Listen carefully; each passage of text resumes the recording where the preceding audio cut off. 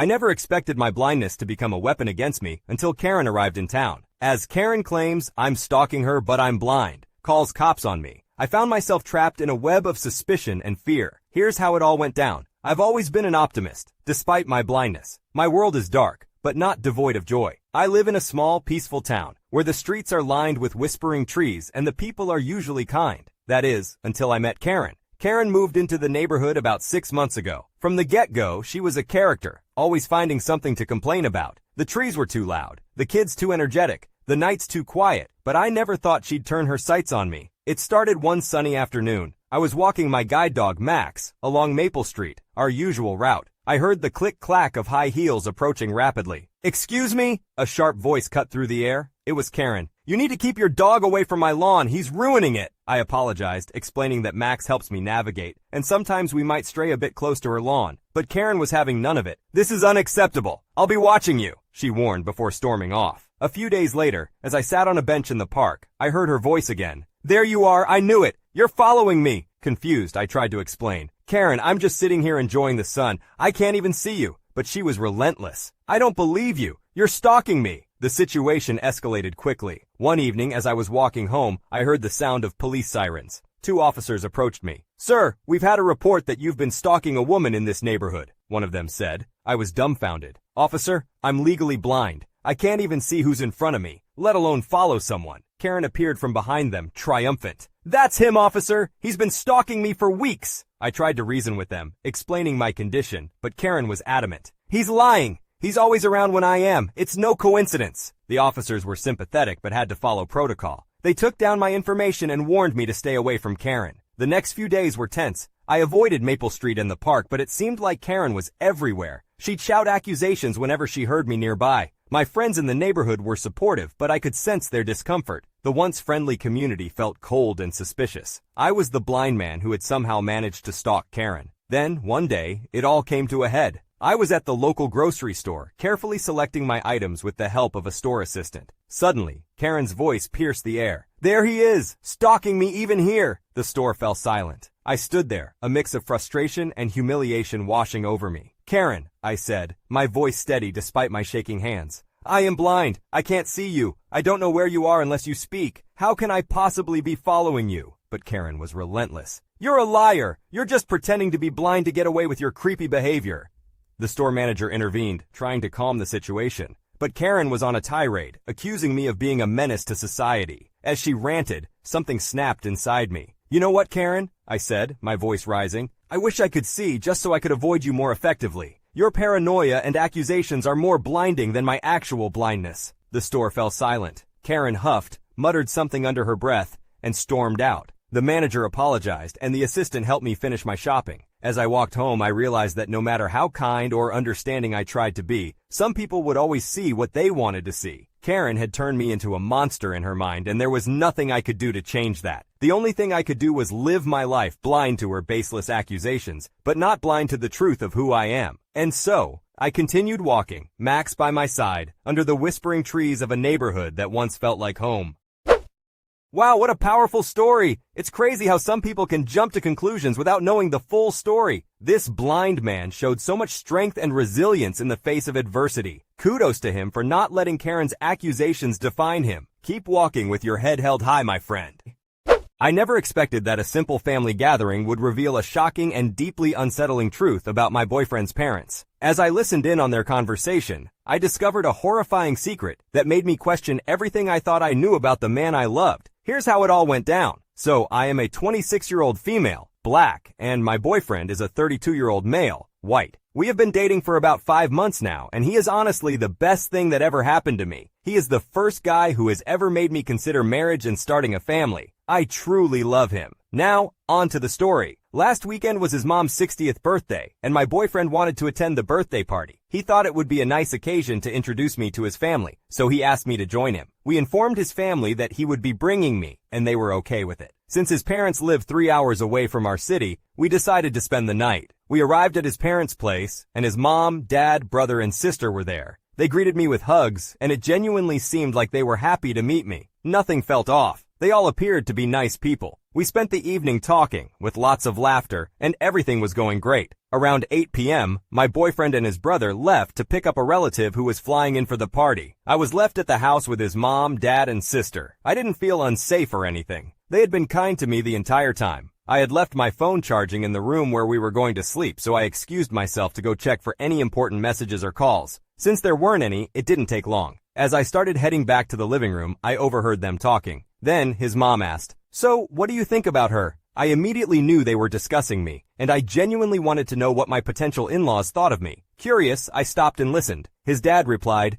"She's nice." His sister agreed, adding, "She's pretty too." But then, his mom said something that made me feel sick to my stomach. She uttered, "Yeah, if only she wasn't a freaking N-word." Shocked, they all agreed with her. My heart sank. I quietly returned to the room, feeling incredibly confused. My hands were shaking so much that I didn't know what to do. I had the urge to call my boyfriend, but something felt off, so I hesitated. I felt utterly alone and unsafe, unable to trust anyone around me, not even my boyfriend. Living in Canada, people here aren't as openly racist as in other places, which, in my opinion, is even scarier. At that moment, the only people I felt I could turn to for help were my sisters. One lives in the US and the other is in a different province in Canada. Although they were far away and couldn't physically assist me, I believed they were the only ones I could trust. I reached out to them through our WhatsApp group chat and shared what had happened. Having lived in Canada for a few years, I've found it challenging to make genuine friends I can rely on. Canada can be a lonely place. While I've met many people, I don't feel a true connection with any of them. If you're an immigrant in Canada, you probably understand what I mean. Now back to the story. My sisters advised me to find a way to leave immediately. They suggested making up an excuse, such as having an emergency that required me to depart. I stayed in the room, terrified for some time. I was on the verge of tears, but I managed to collect myself and calm down. Following my sister's advice, I packed my bag. Luckily, we had brought my car, which is more fuel efficient than my boyfriend's. I grabbed my bag and car keys, rushing through the living room, blurting out that something had come up and I had to leave. I didn't give anyone a chance to ask questions. I simply got in my car and drove away. It was getting late, and I wasn't in the right state of mind to drive all the way home. I just wanted to put as much distance between me and that place as possible, so I stopped at a hotel for the night. My boyfriend had called me a few times, and I eventually called him back. However, I couldn't bring myself to tell him what had happened, so I gave him the same excuse I gave his parents. He asked if he should come home too, but I assured him it wasn't necessary. The next day, I returned home, and a few hours later, my boyfriend showed up at my apartment. As I looked at him, it felt as though all the love I had for him had vanished. Despite acting like everything was fine, I couldn't help but wonder if he was racist as well. Throughout our entire relationship, he had been wonderful, and I never sensed any racist thoughts or feelings from him. However, I couldn't shake the feeling that his family had deceived me with their kindness, making me question if he was just pretending to like me. Although we don't live together, my lease is ending in July. The plan was for me to move in with him, as he owns his place. However, I managed to avoid that situation. I no longer feel the love I once had for him. It has been 3 days since we returned from his parents' place, and I want to end our relationship without causing any trouble. But I'm genuinely scared. I want to tell him what happened, but I fear discovering that he's racist too. I don't know how he will react. Perhaps I'm overthinking this, but there are countless stories of women being murdered by their partners, and I'm terrified that I could end up the same way. I suppose I'm envisioning the worst-case scenario and judging him based on his parents' actions rather than his own.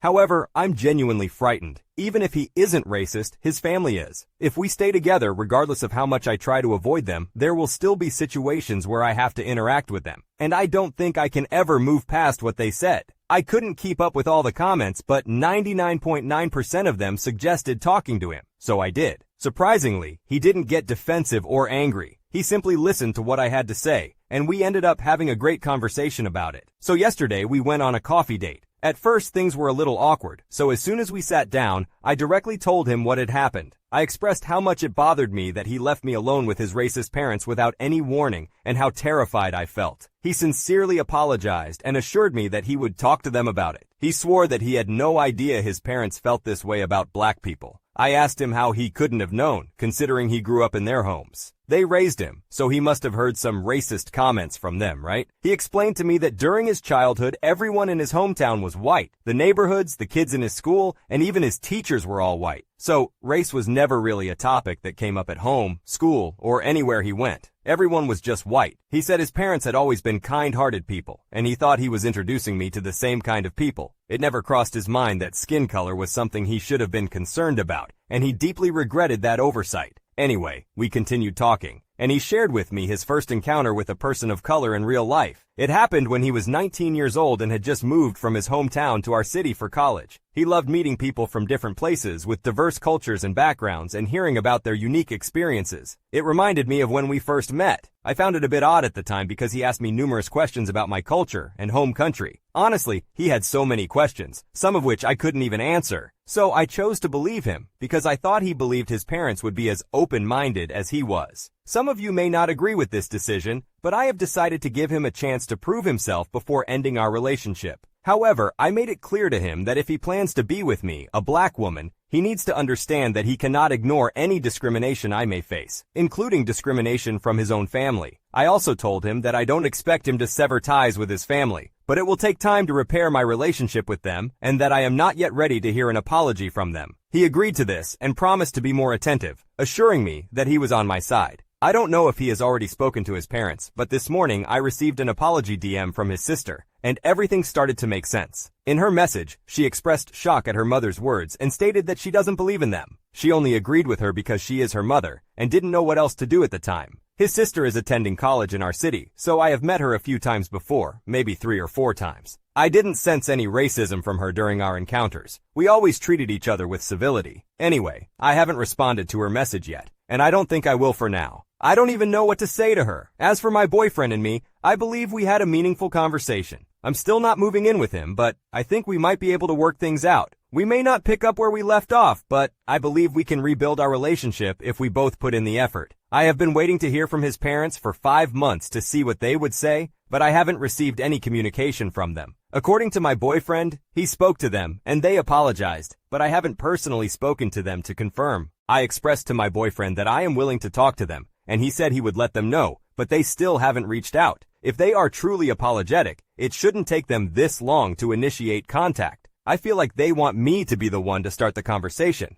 but I believe it should be their responsibility to reach out first. Additionally, I don't even know where to begin if I were to initiate the conversation. I have discussed this with my boyfriend, and he seems unsure about what to do. Regarding his sister, although she apologized, there is still an awkward atmosphere between us. Hopefully, we will be able to move past this one day. In any case, we are still together, and things are going well for now. I still love him, and I hope that things work out between us. However, the fact that his parents haven't made any effort to have a conversation with me is bothering me.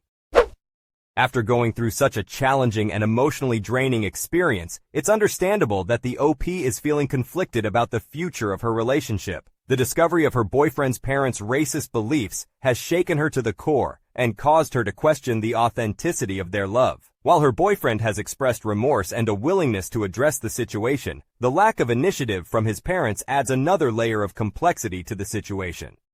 As I stood outside the closed doors of my colleague's wedding, a sinking feeling engulfed me. Our friendship, once seemingly unbreakable, had unraveled in an instant. The betrayal cut deep, leaving me questioning everything. Here's how it all went down. One of my colleagues at work is a lifelong friend of mine. We grew up on the same street, attended the same school, and when I was searching for a job after graduating from university, she informed me of an opening at her company. I applied, got the job, and we have been working together for several years now. Since it is a relatively small and predominantly male company, we have become very close after starting to work together. We have lunch together every day, frequently stop by each other's desks for a chat, and have developed a reputation in the office for being inseparable. About a year ago, she got engaged to her long-term partner, and I was thrilled for her. She went through a difficult period a couple of years ago when she experienced the loss of 2 family members in quick succession. During that time, I did everything I could to be a supportive friend while she was grieving. We cried together daily for weeks, and I made it clear that I was always available to listen. Additionally, I voluntarily took on a third of her workload so that she could take time off without worrying about falling behind on her work. Seeing her happy and excited now that her life has improved is truly wonderful. Since getting engaged, as expected, she has talked a lot about her wedding plans, especially during our lunches. I know almost every detail. When she booked the venue, she was very excited, but chose not to reveal the location to me, wanting it to be a surprise when the invitations were sent out. The wedding is now just 2 weeks away, and I have long since given up hope of receiving an invitation.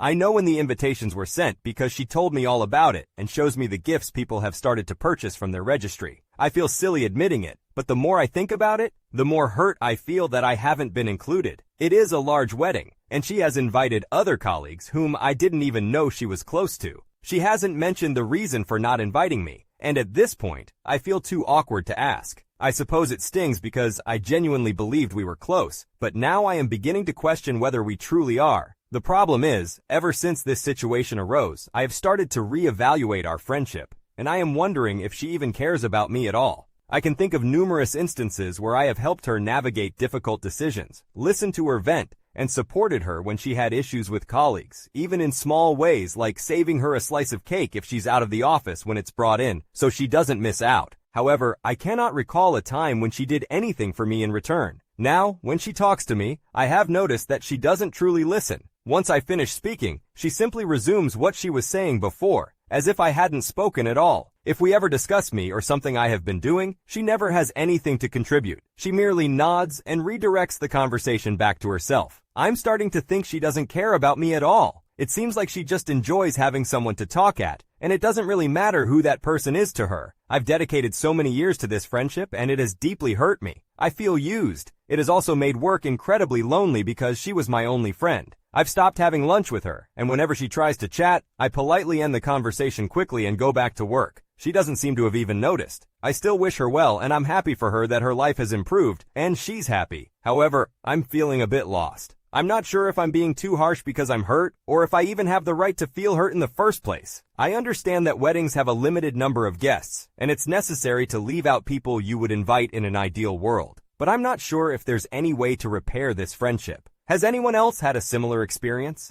Am I being unreasonable or overly dramatic? Maybe I should let the dust settle and see how I feel then. Just to clarify some frequently asked questions or requests for clarification in the edit. She personally delivered the invitations to other people at work, so I am certain they have not been lost in the mail. I have not discussed this with her because I tend to avoid difficult conversations and am afraid of confrontation. I invited her to my wedding several years ago, so it is possible that she assumes circumstances have changed since then. Opinions are divided on whether or not I should address the issue with the wedding invitation or simply let it go. I will definitely ensure that it wasn't a mistake, but I'm undecided about seeking an explanation for why I wasn't invited. I will take some time to think about it and determine the best course of action. Your thoughts have been very helpful. Regarding our friendship in general, I won't rush to write it off. I will try to set aside my feelings and assess if it truly is one-sided. If it is, I will consider it a valuable life lesson. If I believe it's worth saving, I will handle it in the best way possible. It appears that the larger issue here is my non-confrontational approach to relationships. Some of your comments were difficult to read, but only because I know you're right, and this is something I need to change. In the past, I have withdrawn from friendships because I've been hurt and felt unable to express myself, which is not fair. This is a general problem I have with uncomfortable conversations. Whenever I need to have them, I tend to panic, my mouth goes dry, I shake, and I struggle to find the right words. If the problem is significant enough that I can't even ask a close friend a simple question, then I can no longer ignore it and must work on improving this aspect of myself. Thank you for pointing out this real problem to me. I will find a way to get better at it. So it took me a few days to decide on the best approach, but yesterday I had lunch with her again and had the conversation. I started by asking, "So you've sent all your invitations out now, haven't you?" She immediately looked panicked by my question, and I could tell she didn't want me to go down this road. When she confirmed she had sent them all, I asked if that meant she could show me the venue now. She showed me the website of the venue, including the photo gallery, and explained all the details about where everything was going to happen, the flowers and decorations she planned to add. It's a nice country hotel with pretty gardens, but I'm not sure why she was keeping it a secret. I probed a bit more, asking about the people she invited from work. I noticed I wasn't on the list, and mentioned I was looking forward to seeing the photos to get a sense of the setup. She didn't correct me by saying I would see it on the day. That's when I became completely sure that my lack of invitation wasn't an accident. She looked so relieved when I changed the subject and asked about her honeymoon and taking a break from all the wedding stress. So, it's clear that I'm not invited. After careful consideration, I've decided not to ask why for 3 reasons. The reason is already fairly obvious. She clearly doesn't see our relationship as anything more than colleagues, and I misread the situation. While there were some other theories suggested, such as a jealous husband-to-be or associating me with her past grief based on what I know about her and our history, I'm sure it's not that. I'm not sure why she continued discussing the wedding with someone she had no intention of inviting, or why she didn't bring it up with me and explain why I'm not invited, but it doesn't matter now. Having an awkward relationship at work is the last thing I want. I'm worried that if I push the issue, it will make me appear pathetic and needy, and it may be unprofessional. There's also the risk of her bad-mouthing me to colleagues and mutual friends. It's much easier and less messy for me to handle my own feelings quietly. This is a once-in-a-lifetime experience for her, and I don't want to be the source of drama that dampens her spirits. I'd rather let her enjoy her wedding, create good memories, and not bring her down. And you know, I'm fine with not going. It was never really about being invited to the wedding. It was more about facing the fact that I had been naive and taken for granted and feeling silly for investing too much in this relationship. It's not all on her because she was never obligated to be my friend. Talking it through in my previous post actually helped me work through my feelings. When I returned to work on Monday, I felt much calmer and more emotionally detached from the situation. I have reflected on our entire relationship, and honestly, she has always been self-involved, entitled, and narcissistic. Being a bride has only made these traits more obvious, but they have always been there. Besides helping me get my job, which I am grateful for, she has never really given back to me. She has never been willing to talk me through any problems I've had, and while I happily help her with her work, she refuses to help me in return. Although I saw her negative traits that caused her to be disliked by some people, I overlooked them and defended her anyway. Now that I have distanced myself a bit, it is clear that she is not a very nice person, and I am genuinely okay with moving on. So far, she hasn't really noticed the distance between us, or perhaps she has noticed but doesn't care, or is relieved that I am giving her space. Therefore, my plan is to continue with this distance. If she eventually asks why, or if I sense that she is trying to rekindle our friendship, then it will be time to address how I have been feeling. If she doesn't and we simply continue to drift apart, then that is probably for the best. It is sad to lose a friend, and it may take some time for me to get over it and adjust to the change in our relationship. However, I have other genuine friendships and plenty of lovely colleagues whom I can now get to know better. One important lesson that I have taken from my original post, and I am grateful that I received some tough love on this, is that I really need to address my fear of confrontation. If I can learn to speak my mind better in the moment, it will prevent issues from escalating and becoming a serious conversation that turns a small problem into a major one. I also need to find a way to have difficult conversations without experiencing anxiety attacks.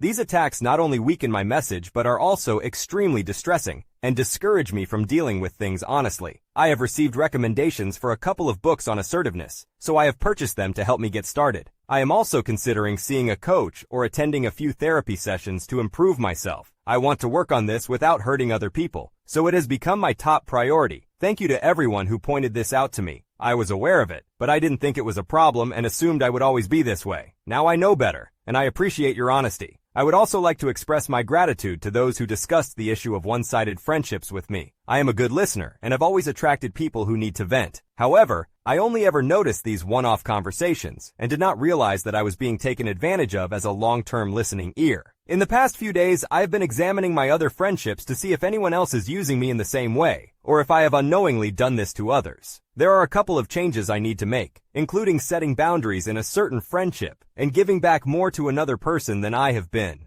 I have learned a valuable lesson about maintaining healthy relationships, and I am very grateful for that. It has been over 4 years since I posted my original story. While I didn't expect to provide an update, my story was recently featured in a YouTube video, resulting in a flurry of messages. So, let me share what has happened since then. The colleague and I still work together, but she has been on maternity leave twice, taking 12 months off for each child. As a result, she hasn't been around much. Initially, I avoided her and gave her the silent treatment, being petty and wanting to hurt her back. However, I don't think she even noticed. 2020 brought about changes with remote work and maternity leave, and by the time we returned to the office, the past had been forgotten. Currently, we have a friendly relationship. I hold no grudges, but I understand the boundaries of our connection. I don't go out of my way, and I don't expect more than casual conversations from her. Meanwhile, the company has grown, and I have developed a close group of work friends. We enjoy lunch outings, Friday pub visits, and occasional weekend hangouts. While I have always had wonderful friends, now I have even more, and I get to see them 5 days a week. One of my work friends recently got married, and I was not only invited to the wedding, but also her bachelorette party. I even appeared in an official photo with her, and received a grateful kiss after a few drinks. Another work friend is recently engaged, and although her wedding is in the future, I have already been informally invited without needing to ask. My colleague has also found another work friend to lean on. I am no longer the person she comes to for venting or support when things go wrong at work. I am perfectly fine with that, as it used to be emotionally draining. As for me being a doormat, I have grown a lot since then. Firstly, as I have gotten older, I care less about certain things. Turning 30 did wonders for my self-esteem and inner peace. Secondly, my confidence has grown. I used to fear letting anyone down, so I overcompensated.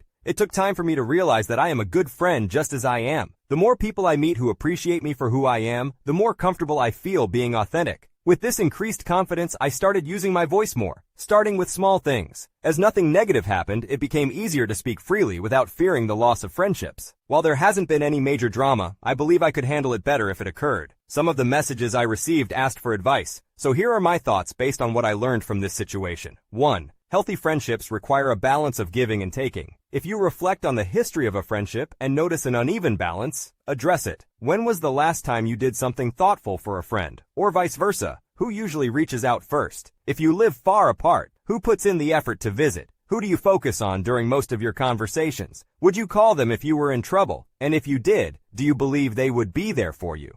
Occasionally, evaluating friendships is beneficial for both parties. You don't want to be the sole taker, nor do you want to be the perpetual giver, as the friendship may run its course. However, it's important to be objective and not hyper-focus on this aspect. During tough times, your friend may need you more and lack the emotional capacity to give back. Consider their behavior during good times and whether they would step up as a giver if you faced hardships. That's what truly matters. 2. Not everyone will be your best friend. Some friendships are casual, while others may only last for a season or come and go throughout your life. Don't expect every friend to be your closest confidant, as it's not practical or feasible. Nonetheless, these other types of friendships have their own value. Some people are great fun for a night out, enjoyable to spend time with, or know how to lift spirits and bring laughter. Casual friendships may lack depth, but they also require minimal effort and investment. You can enjoy people as they are, and when life takes you in different directions, it's not painful to let them go. 3. Don't give everything of yourself to everyone.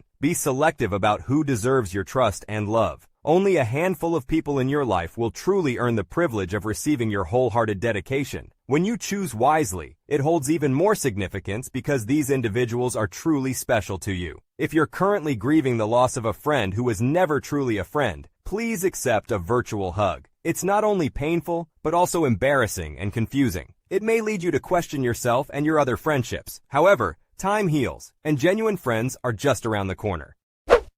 The incident caused the OP to question the authenticity of their friendship and reevaluate their own behavior in relationships. However, as time passed, the narrator gained a better understanding of the situation and realized that not all friendships are meant to be deep and meaningful. They learned the importance of setting boundaries, evaluating the balance in friendships, and being selective about investing their trust and love. I never imagined that my perfect marriage could unravel so quickly, but suspicions began to grow when I caught my husband alone with the babysitter. As I dug deeper, strange encounters, deleted messages, and unexpected gifts only intensified my doubts. Now, standing on the precipice of uncertainty, I decided to take matters into my own hands. Here's how it all went down. I'm still trying to process everything that's happening while typing this out. My husband and I have been together for 6 years and married for 4. We have 2 children, a 2-year-old and a 4-year-old. We both work full-time. I'm a realtor, and my husband owns his own business. In the past, we've had several different nannies, and sometimes our parents help watch the kids. About 8 months ago, my husband told me that one of his friend's daughters, whom we'll call Ella, 20F, was looking for a part-time job while in college. Since we live in a small college town, her commute wouldn't be far. We decided to try her out one night, and it went well. Ella has always been nice to me, and the kids adore her. My suspicions started last month when I came home early and found my husband at home with Ella, who was still babysitting. I asked my husband why he didn't send her home if he was already there. His response was, "She's just trying to make a little money," and the kids were having fun. Then 2 weeks ago, I drove by my husband's office on my way to a meeting and saw Ella's car parked there. I asked my husband later why Ella was at the office, and he said she probably stopped by to see her dad. Now, whenever I come home, Ella is always dressed up with makeup and heels. 2 days ago, I found strands of blonde hair in the back seat of my husband's truck. I have blonde hair, but the color of the strands matched Ella's shade more closely. Also, I don't think my husband would do anything in the back seat since he's 66 inches and 240 pounds. Last night, I had the opportunity to check my husband's phone while he was with the kids. I didn't find any romantic texts between them, but it was clear that some text messages had been deleted. The conversation didn't make sense because the middle part was missing. I talked to my friend this morning, and she pointed out that my husband has a preference for blonde women, which Ella fits perfectly. Should I confront him now, or should I wait to find something more concrete? The nanny is currently at the house, and I tracked my husband using Find My iPhone. He's also headed home, which is a 30-minute drive. Both of them think I'll be working until 7 p.m. today. I plan to walk into the house 15 minutes after my husband arrives without announcing my presence. I'm not sure what to do if I catch them. Unfortunately, I don't have access to his phone log since his phone plan is through his business. We have cameras outside the house and a baby monitor near the kids' beds. I'm not ready to fire Ella unless I have solid evidence of my husband cheating. First, I need to know if my husband is having any kind of romantic relationship with her. I wasn't able to find the concrete evidence I was looking for, but there is more circumstantial evidence. I tracked my husband through Find My iPhone and saw that he stopped at the grocery store for 10 minutes on his way home. I decided to park and wait on a side street so I could see when he would arrive home. He got home at 5:30 p.m. even though Ella was scheduled to work until 6 p.m. We have a long gravel driveway leading to our house, so I parked near the barn to avoid making noise when pulling up to the house. When I walked in the front door, I found Ella feeding my 4-year-old and preparing dinner in the kitchen. She was wearing a tight top, skirt, and platform heels. I asked her if she knew where my husband was, and she replied, "He's upstairs taking a shower." She then immediately went to the living room to pick up her phone and send a text message to someone. In the living room, I noticed a fresh bouquet of flowers. I asked Ella about them, and she said a guy she's been seeing gave them to her today. She didn't want to leave them in the car, so she brought them inside. I asked her about the guy she's seeing, and she said he's from school and she's not sure if it's going anywhere. I went upstairs to check if my husband had left his phone in the bedroom, and I found it on the dresser. Sure enough, the newest text message was from Ella, saying, "Your wife is home." I tried to look up the deleted messages on his phone, but they had been permanently deleted. I decided to wait in our bedroom for my husband to come out of the shower. When he saw me there, he was surprised. I told him that my 6:30 showing got canceled. I tried to initiate sex to see how he would react, but he said he didn't feel comfortable doing it while Ella was in the house. At this point, Ella was upstairs in my younger son's room, which shares a wall with our room.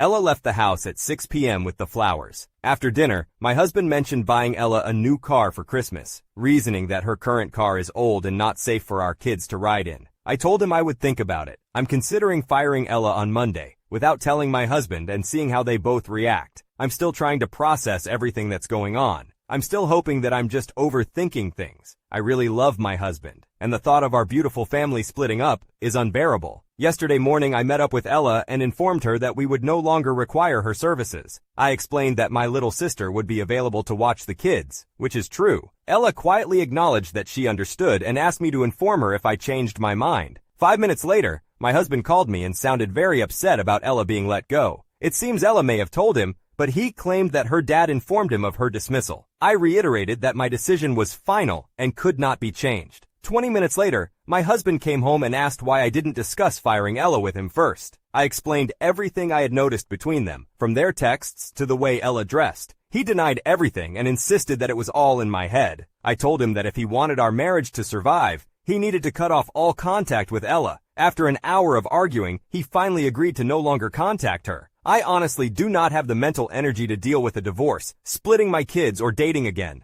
I do not want to be a busy and unhappy single mom. I made it clear to my husband that he should never bring up Ella again. While I am not 100% certain if they had an affair, I believe it is better for my well-being not to find out. I am considering quitting my job to focus on raising my kids and working on my marriage. I'm not sure if all of this happened because I have been working long hours and have been distant from my husband. Thank you again for all the support.